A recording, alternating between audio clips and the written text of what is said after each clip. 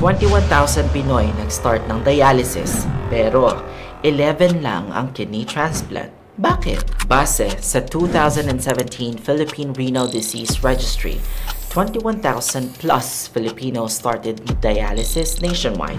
Pero same year, 11 cadaveric transplants lang ang na-perform. Sobrang laki ng gap. Kasi hindi nyo alam na organ donation sa Pilipinas ay dismally low compared sa ibang bansa.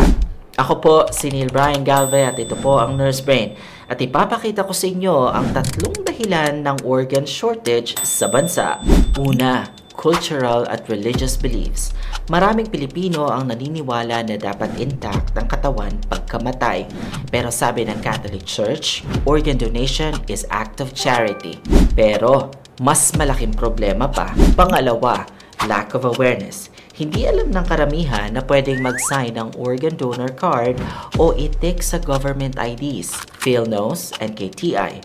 May program pero hindi widely known. Pero yung pinaka-crucial na factor, pangatlo, family consent issues. Kahit nakasign ka na as donor, family pa rin ang final decision. Kaya importante na pag-usapan ninyo sa pamilya ang wishes ninyo.